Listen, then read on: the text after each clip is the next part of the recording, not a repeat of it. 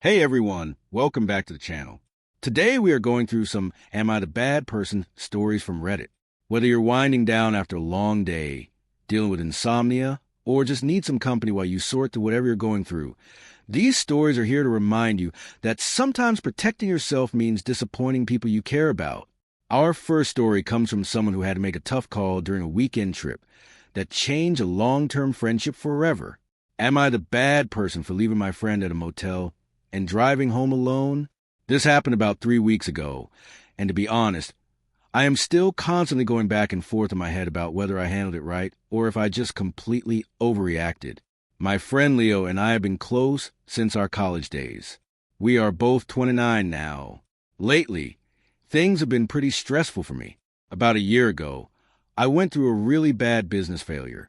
I opened a small fitness studio, poured all my savings into it, but because of the bad location and some contract issues, I had to close it down and file for personal bankruptcy. It was humiliating. I lost around $45,000, had to move into a tiny studio apartment, and felt like a complete loser while all our other friends were buying houses and getting promotions. Leo knew exactly how much this crushed my mental health. I was on anti-anxiety meds for months because of it. To celebrate me finally landing a decent new job and getting back on my feet, Leo suggested we take a weekend trip. We decided to drive up to a lake cabin about 5 hours away, just to fish, drink some beers, and relax. I thought it was exactly what I needed. But the moment we got into the car, Leo's behavior shifted.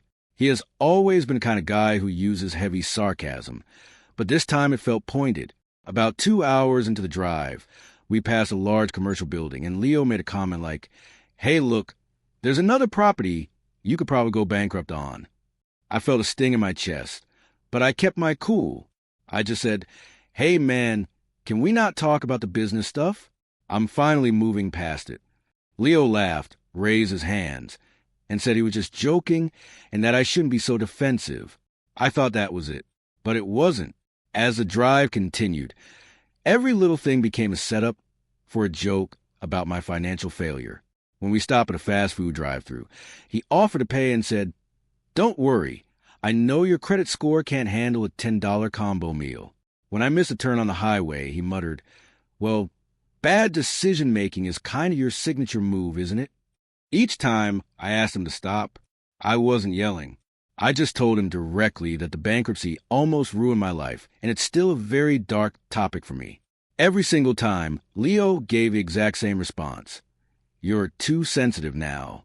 I'm just trying to lighten the mood, so you stop acting so depressed. You need to learn to laugh at yourself."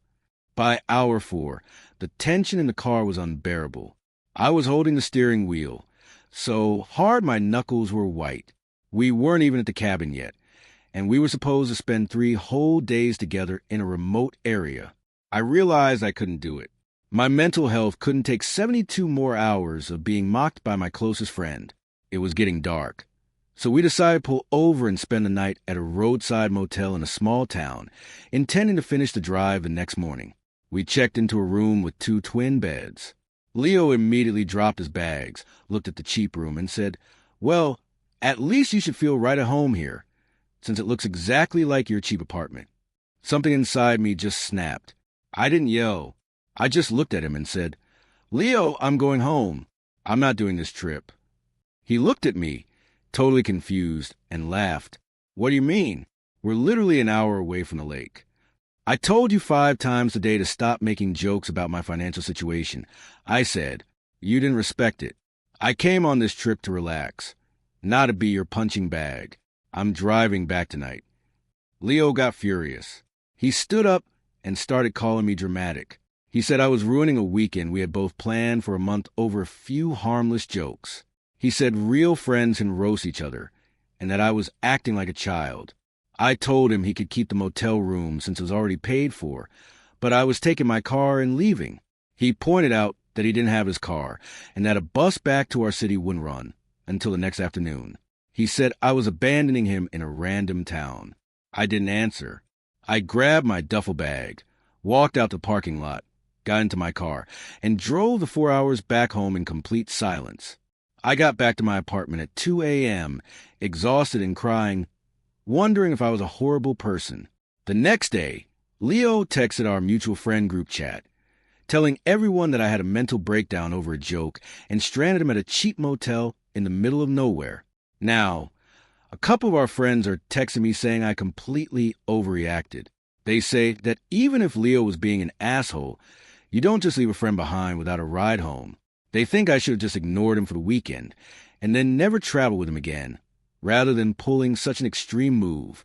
Other friends are on my side, saying Leo had it coming because he kept pushing a boundary he knew was painful. It's been 3 weeks, and Leo and I haven't spoken. I keep going back and forth about it. Part of me feels incredibly guilty. Maybe I should have just stayed the night, driven him home the next morning, and ended the friendship quietly later. Leaving someone without a ride feels so hostile, and I hate that I became that guy. But another part of me feels like I gave him so many chances to stop, and he just didn't care about my feelings at all. Am I the bad person for driving away and leaving my friend at that motel, or was I right to finally protect my peace after he refused to respect my boundaries? That story ends there. Sometimes people think that just because they've known you for a long time, they have a permanent license to use your deepest pain as a punchline. Leo was given multiple clear warnings, and he chose to keep pressing the exact spot he knew was hurting. You aren't obligated to sit through an entire vacation being humiliated just to keep the peace or save someone else from the inconvenience of finding a bus home. Let's move to our next story about how one thoughtless comment at a family gathering can completely unravel years of sisterly history. Am I the bad person for cutting off my sister after what she said during Sunday dinner? My sister Sarah and I are very close in age, only about 2 years apart. Growing up, we did everything together. We shared a bedroom, had the same friend group, and I always thought she was the one person in the world who would always have my back. I am 31 now, and she is 29. Over the last 4 years, my husband and I went through a really painful and draining journey trying to start a family. We dealt with unexplained infertility, spent thousands of dollars on doctors, failed treatments, and went through 2 early miscarriages. It completely broke me emotionally. Every negative test felt like a mourning period. Eventually, after a lot of tears and counseling, my husband and I made the incredibly difficult decision to stop trying and accept a child-free life for the sake of my mental health. It was a long process of grief, and my sister Sarah knew every single detail of how much I suffered during those years. About 2 months ago, we were all at my parents' house for a big Sunday family dinner. My older brother was there with his 2 toddlers, and the kids were running around, making a lot of noise, being typical messy loop-de-loop kids. My mom was laughing, cleaning up some spilled juice, and turned to me to say how much she appreciates that I always come over to help her with the family gatherings. She was being sweet, trying to make me feel included and loved. Right in the middle of that moment, Sarah looked across the table at me, picked up her glass, and said with a little chuckle, "Well, at least now you know why your body didn't let you have kids. You always were too selfish to be a mom anyway." She said it with this casual, light smile, like she was just making a comment about the weather or passing the salt. The entire dinner table went dead silent. My mom dropped the napkin she was holding, and my dad looked absolutely horrified. I felt like the air had been completely sucked out of my lungs. It wasn't just Sarah's usual sarcastic or sharp humor. It felt like a deliberate, targeted strike at the biggest wound in my life. I stared at her and asked, "What did you just say?" Sarah immediately tried to backtrack, rolling her eyes and laughing nervously. She said, "Oh my God, relax, it was just a joke. I just meant you get to sleep in and keep your apartment clean. You're being way too sensitive." But the damage was already done. In that split second, looking at my sister, I realized that while I was crying on her shoulder over my miscarriages, she was actually judging me. She genuinely believed that my infertility was some kind of cosmic punishment because she viewed me as selfish. I didn't start a fight.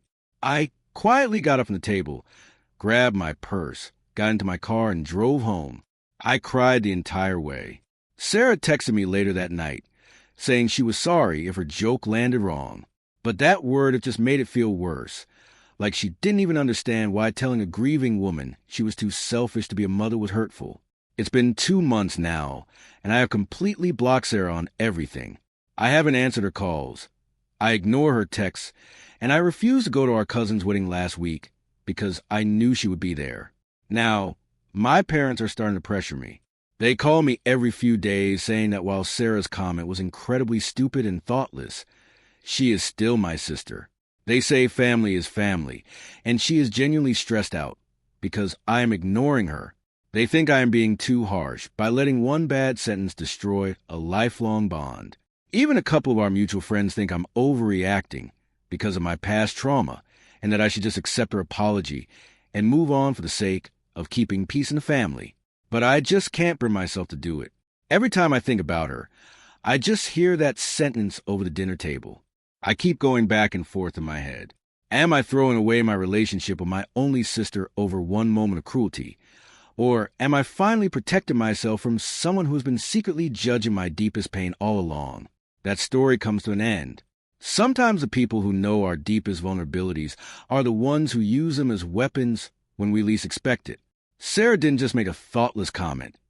She chose a joyful family moment to remind her sister of her deepest grief, and then blamed her for being too sensitive. You are not obligated to keep people in your inner circle who think your trauma is a valid topic for casual jokes, even if you share the same DNA. Let's move to our next story, which comes from someone who learned that temporary house guests and permanent problems often go hand in hand. Am I the bad person for kicking my close friend out of my apartment with absolutely no notice after she took over my space? This situation has been eating me alive for the past week, and I am still constantly going back and forth about whether I handled it like a mature adult or if I just completely lost my temper and acted like a horrible friend. My friend Elena and I have been really close since our college days. We are both 30 years old now.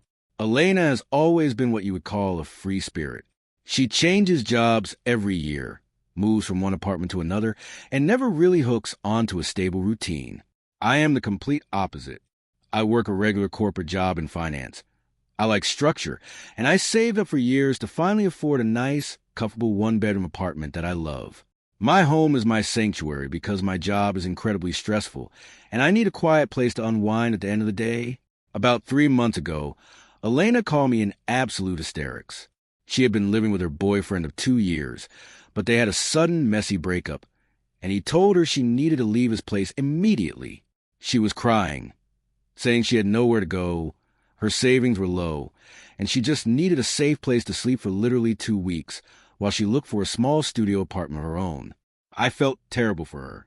She was my friend, and seeing her so broken down made me want to help. I told her she could stay with me, but I explicitly reminded her that my apartment is small and that I really value my privacy and my workspace. So those 2 weeks needed to be a firm timeline. Elena was incredibly grateful. She hugged me, cried some more, and promised she would be the perfect, quietest roommate and would be gone before I even noticed her. The first 10 days were actually totally fine. Elena slept on my living room couch, kept her clothes inside her suitcase, bought her own groceries, and spent most of her time on her laptop looking at apartment listings. I felt good about being a supportive friend, and we even had a couple fun movie nights together. But then week 2 came and went.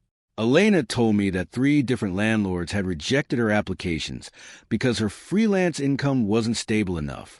She looked so stressed that when she asked for just 1 more week, I reluctantly agreed. I told her it was fine, but asked her to keep looking actively. That 1 extra week somehow turned into a month, and then into 2 months, and then into nearly 3. And during this time, the entire dynamic of my home completely shifted. Elena stopped living out of her suitcase. She bought a small clothes rack and set it up right in the middle of my living room. Then she brought over a bunch of boxes from her storage unit. Within weeks, my living room looked like a crowded warehouse. It wasn't just a physical space, either. Elena works freelance as a social media manager, which means her schedule is completely upside down. I have to wake up at 6:30 a.m. every single day for work. Elena, on the other hand, would stay up until 2 o'clock or 3 a.m. She would cook full, elaborate meals in my kitchen past midnight, clanging pots and pans while I was trying to sleep. She started watching loud TV shows in the living room without headphones, and when I would walk out in my pajamas and politely ask her to turn it down, she would sigh, look annoyed, and tell me I was being too uptight. I try to have multiple gentle conversations with her about boundaries and moving dates. Every single time I brought up the topic, Elena would instantly get defensive and highly emotional. She would start crying about how hard her breakup was, how the rental market in the city was completely ruined, and how she felt so insecure about her life. She would say things like, "I can't believe you're putting this clock over my head when you know I'm already struggling with depression." Every time she did that, I would feel an immense wave of guilt, apologize, and back down, giving her more time. By week 10, the situation became unbearable. I noticed that Elena wasn't even talking about apartment hunting anymore. In fact, she started inviting her own friends over to my apartment on weekends without even asking me first. I would come home on a Friday evening, exhausted from a 50-hour work week, wanting nothing but quiet, only to find two strangers sitting on my couch drinking wine with Elena. When I pulled her aside to complain, she said, "They're my friends, and I live here too right now." I didn't think I needed written permission to have a conversation. The final straw happened last Tuesday. I had to go on a short, 2-day business trip to Chicago. I was looking forward to it just because it meant I would get to sleep in a quiet hotel room by myself for 48 hours.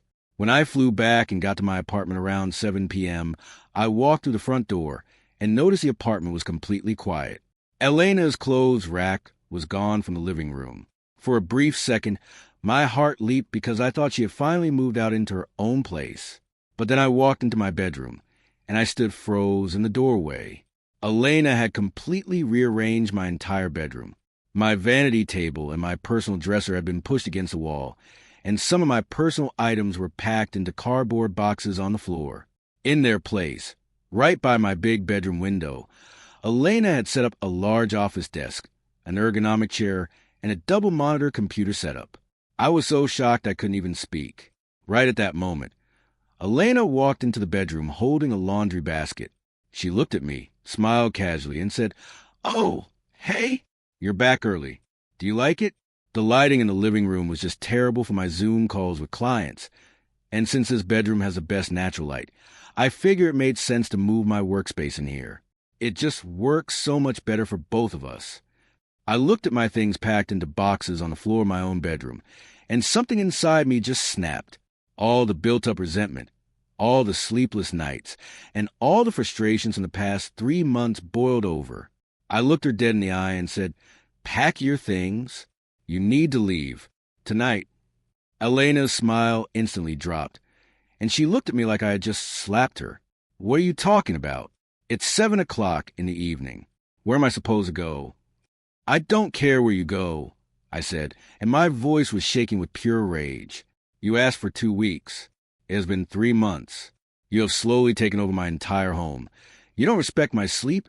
You bring strangers over, and now you have the absolute audacity to pack up my personal belongings and take over my bedroom without even sending me a text. I have been more than accommodating, but you are officially taking advantage of me. I want you out of my apartment by 9 p.m. Elena started crying hysterically. She accused me of being a heartless monster, a horrible friend, and a selfish person. She said she had no idea I was harboring so much secret hatred toward her. She claimed that friends are supposed to help each other during crises without keeping score or setting cold ultimatums. She spent the next hour packing her boxes while loudly sobbing, making sure I heard every single sigh. She called a friend to come pick her up, and right before she walked out the door, she looked at me and said, "I hope your precious, quiet apartment makes you happy, because you just threw away a 10-year friendship over some furniture." Since that night, Elena has completely blocked me, but she hasn't stopped talking. She posted a long, vague story on her Instagram about how fake people show their true colors when you're at your lowest, and how she was kicked out onto the street in the middle of the night by someone she thought was family. Now, our mutual friend group is completely divided.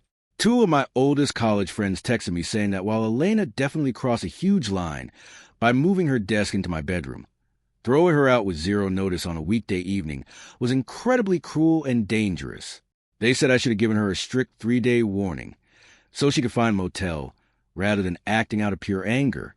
On the other hand, my sister and my coworkers say I should have kicked her out weeks ago, and that Elena is a textbook manipulator who used my guilt to get free rent.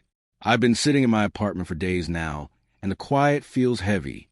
Part of me feels a profound sense of relief that I finally have my space back and don't have to walk on eggshells in my own home. But another part of me keeps replaying her crying face in my head. I feel dirty and guilty. I keep wondering if I should have handled it with more control. Maybe I should have let her stay the night, sat her down for a final, firm meeting the next morning, and given her 48 hours to pack up. Am I the bad person for snapping and throwing my friend out with absolutely no notice? Or was I completely justified because she refused to respect my boundaries and tried to take over my own bedroom? That story comes to an end. It is completely exhausting to watch someone slowly erode your personal space while making you feel like the bad guy for simply wanting your own life back. Elena stopped being a grateful guest the moment she decided her work schedule and her comfort were more important than your boundaries, and packing up your bedroom without asking is an undeniable violation of trust. You do not owe anyone your mental health or your home, especially when they mistake your kindness for weakness. Let's move to our next story about how setting basic boundaries with your neighbors can sometimes turn the entire neighborhood against you. Am I the bad person for calling the police on my neighbor after he repeatedly ignored my request to stay out my garage? This whole situation has been building up for about 4 months now, and to be honest, I'm sitting here in my living room completely second-guessing myself. Part of me feels like I did the only logical thing left to do, but another part of me wonders if I completely overreacted and ruined the peace on our street over nothing. I am 32 years old, and last year I finally bought my first small house. It's a nice, quiet suburban neighborhood, and my house has a detached garage with a long driveway that runs along the side of the property. I love working on old mechanical projects, so I spent a lot of my free time in that garage fixing up my vintage motorcycle and organizing my tools. It's my personal space where I go to clear my head after a long week. My neighbor, Dennis, lives in the house right next to mine. He's about 55, retired, and generally has way too much free time on his hands. When I first moved in, our relationship was pretty cordial. We would wave to each other, make small talk about the weather over the fence, and sometimes he'd give me advice on lawn care. He seemed like a nice, lonely older guy, so I was always polite to him. The trouble started about 4 months ago.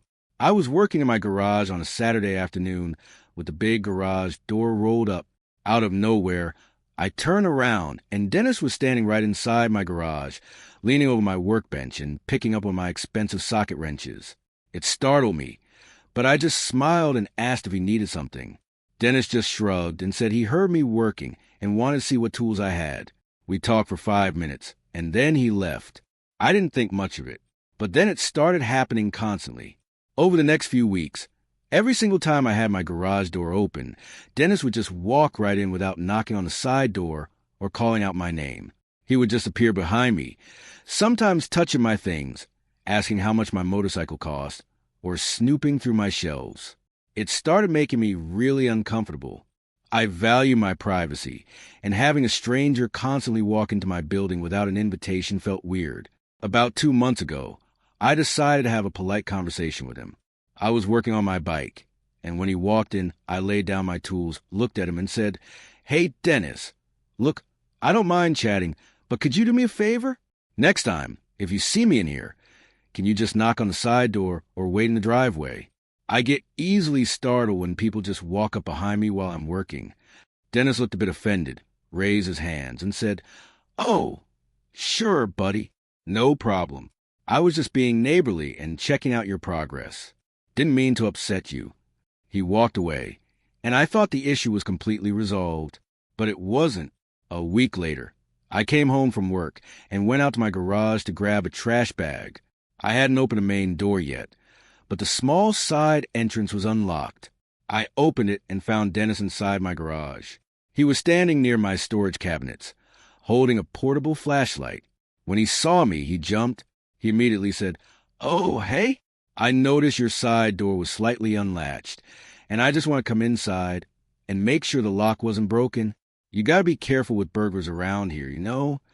I knew for a fact the door wasn't unlatched because I lock it every morning. I looked at him very seriously and said, "Dennis, We talked about this. You cannot come inside my garage when I am not here. This is my private property.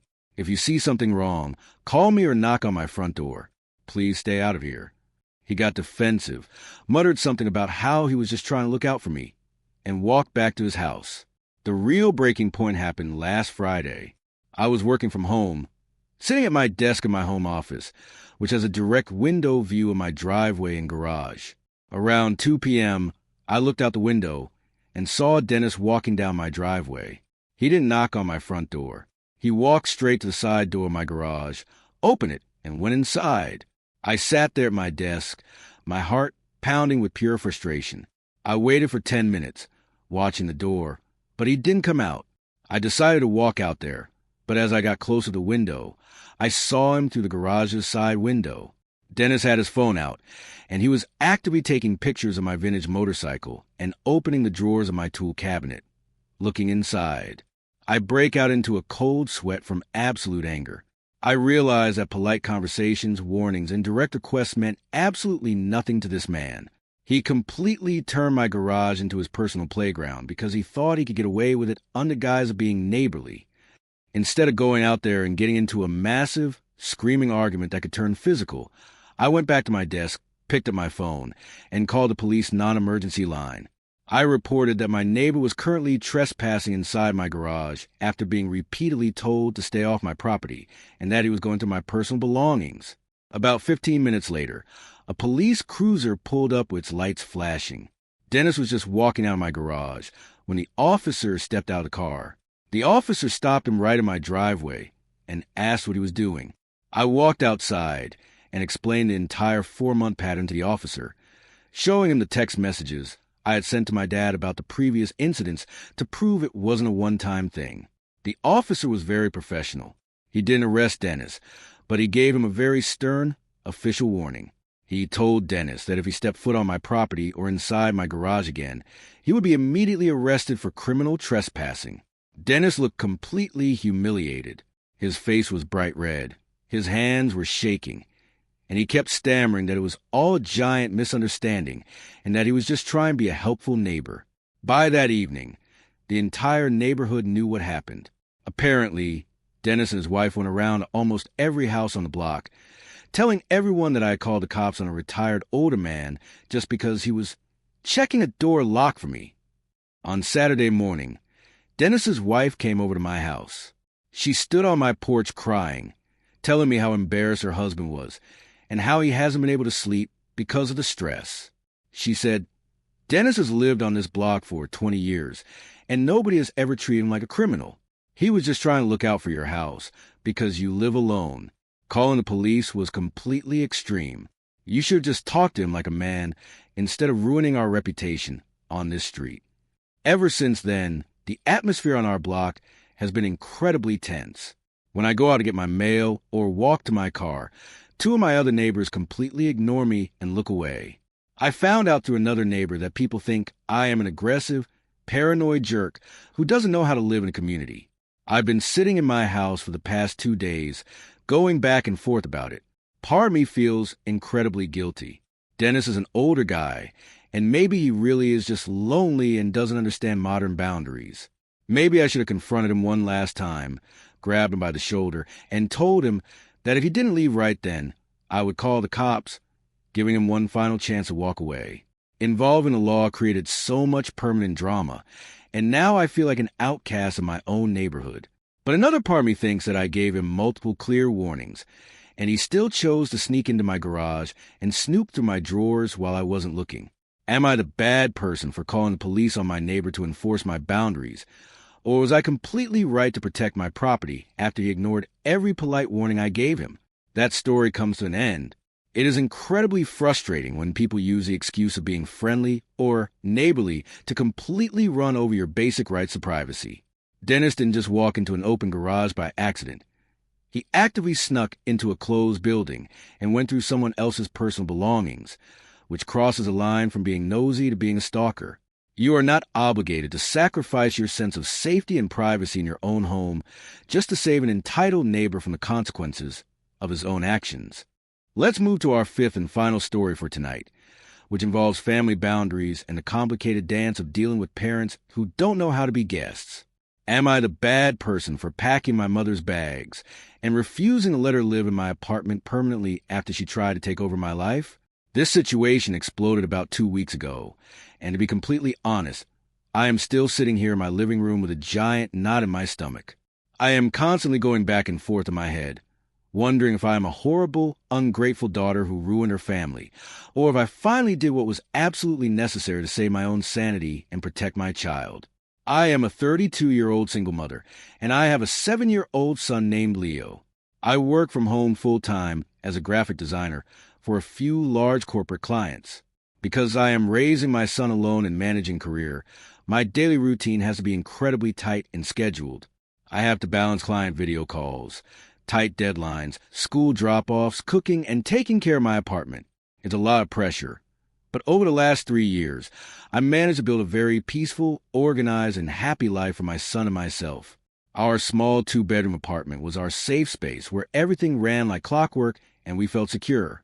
About 2 months ago, my mother called me in an absolute panic. She is 55, retired, and lives about 3 hours away in a nearby town.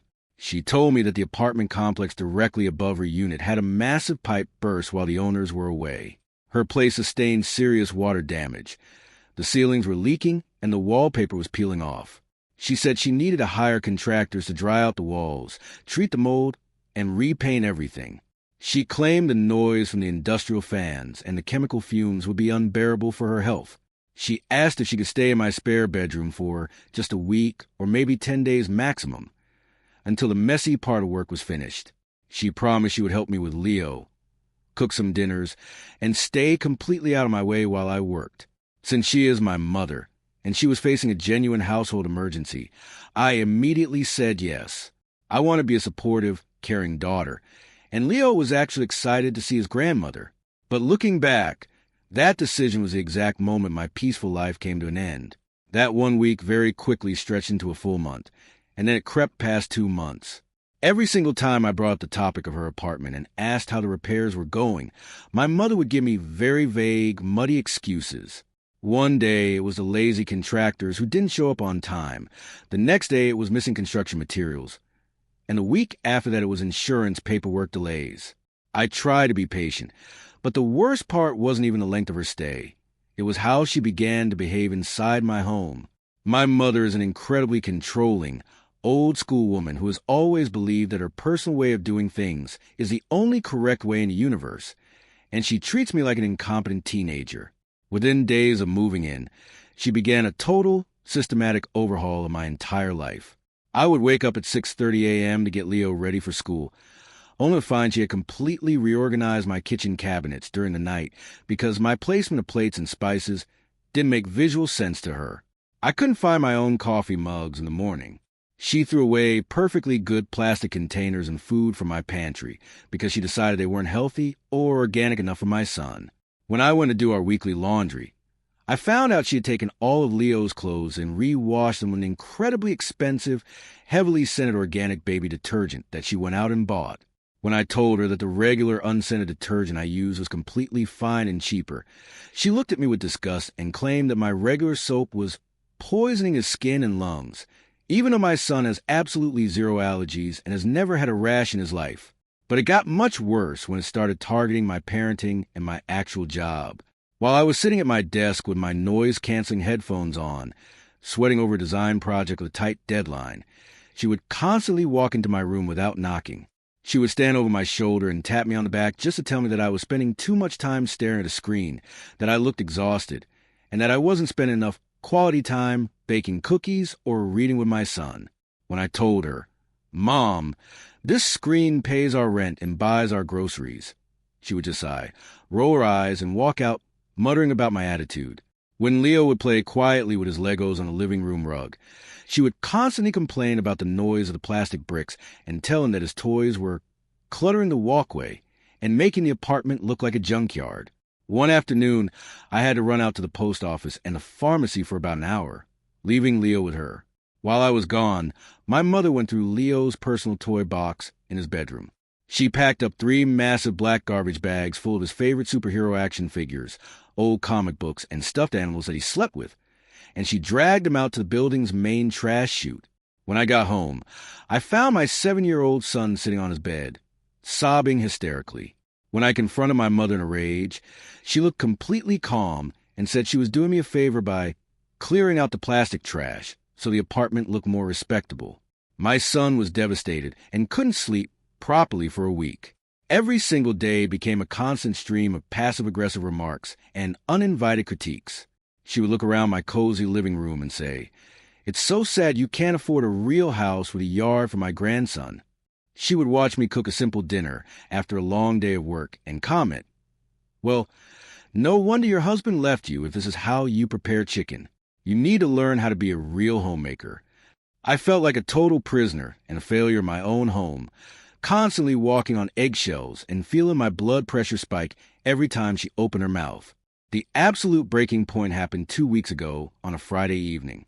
I finally closed my laptop after a grueling 6-hour conference call with a highly demanding corporate client. I was completely drained, my head was pounding, and I just wanted a quiet evening.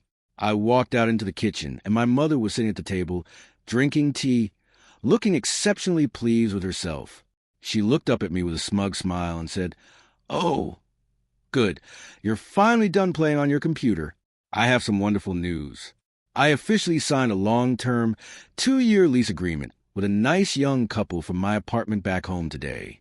They already paid a deposit, and they are moving all their furniture in next Tuesday." I stood there in the middle of the kitchen, completely frozen. I blinked and asked, "What do you mean you lease your apartment for 2 years? Where exactly are you going to live, Mom?" My mother took a slow sip of her tea, smiled casually, and said, "Well, right here with you, obviously. It just makes the most financial sense. Your life is such a disorganized, lonely mess, and you are clearly struggling as a single mother. You spend all day locked in that office room, ignoring your child. I decided to move in here permanently so I can properly raise Leo, teach him some discipline, and help you get this chaotic household under control. Plus, the rental income from my apartment will be a great addition to my retirement fund, so it's a win-win for the whole family. We can use the extra money." I felt a cold wave of absolute panic and pure fury wash over my entire body. She hadn't asked me. She hadn't had a single conversation with me about this. She didn't ask if I wanted a permanent roommate in my tiny apartment. She just casually decided to eliminate my personal privacy, take over my home, and dictate how I should raise my child for the next 2 years just because it suited her bank account and fed her obsession with controlling me. I looked her dead in the eye, gripped the kitchen counter to keep my hands from shaking, and said, "No, you are absolutely not moving in here. In fact, you are packing your bags and leaving this apartment by tomorrow morning." My mother's face instantly twisted into an expression of pure shock and toxic anger. She stood up from the table, knocking her chair back, and slammed her teacup down so hard tea spilled everywhere. "How dare you speak to me like that after everything I've done?" she screamed. "I am your mother. I gave up my youth and my financial freedom to raise you when your father walked out. And now you're telling me I'm not welcome in your home when I am literally trying to save my grandson from your terrible, selfish upbringing. You didn't come here to help me, Mom," I said, my voice shaking with rage but staying firm. "You came into my home, threw away my son's favorite belongings, altered my entire house without my permission, and insulted my job and my life every single second of the day. This is my apartment. I pay 100% of the rent, and I work myself to the bone to keep it. I will not allow you to move in here permanently and make me miserable in my own space. I gave you a place to stay during what I thought was an emergency, but you lied to me and used my kindness as a trap. You need to call those tenants, cancel that lease, and go back to your own home tomorrow." My mother started sobbing hysterically, screaming that I was a cold-hearted, selfish monster and an ungrateful brat who didn't understand the meaning of family duty. She spent the entire night slamming doors, packing her boxes, and talking loudly on her phone to her older sister, making sure I could hear every word through the walls. She was telling my aunt that she felt unsafe, abused, and completely unloved in my house. The next morning at 8 a.m., She took her suitcases, slammed my front door so hard that a framed family photo fell off the hallway wall and smashed on the floor, and left to stay at my aunt's house across town. Since that morning, my life has turned into a total living nightmare online. My mother apparently told our entire extended family a completely twisted version of the story. She told everyone that I had banned her from my life, threw her out onto the street in the middle of a massive housing crisis, and left her completely homeless and broke on a Saturday morning. Over the past 2 weeks, my phone has been vibrating nonstop with hateful, furious messages and texts from my aunts, uncles, and even my 78-year-old grandmother. My aunt wrote me a massive paragraph on Facebook saying, "Your mother raised you alone when times were dark, and now that she needs a little comfort and family support in her older years, you throw her out like a piece of garbage over some cheap plastic toys? You should be deeply ashamed of yourself. Family always comes first, no matter what." My cousins are calling me a toxic, entitled egoist, and 3 of my closest family members have completely blocked me on social media. I've been sitting in my quiet apartment for days now, and the sheer amount of guilt and pressure from my relatives is starting to break me down. Part of me feels an overwhelming sense of sadness and regret. She is my mother. She is getting older, and maybe her way of showing love is just incredibly clumsy, critical, and controlling, but in her own twisted mind, she genuinely thought she was helping us. Maybe I should have found a middle ground or compromise, like let her stay for 2 more weeks while she sorted out the lease issue, instead of drawing such a harsh, immediate line that created a massive family war. But another part of me looks at my son Leo, who is finally smiling, relaxed, and playing with his bricks again now that his grandma isn't hovering over him and criticizes his existence. And I know that if I had let her stay, my mental health and my career would have been completely destroyed. Am I the bad person for refusing to let my mother move into my apartment permanently and forcing her to leave? Or was I completely right to protect my home, my career, and my son from her toxic control? That story comes to an end.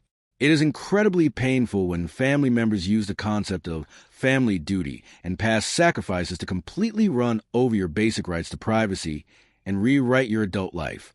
A parent who enters your home as a temporary guest and immediately begins dismantling your routine, throwing away your child's belongings, and making permanent life choices without your consent isn't trying to help. They are trying to dominate you. Setting a firm limit with a manipulator isn't being ungrateful. It is a basic act of emotional self-defense, especially when people interpret every healthy boundary as an act of war.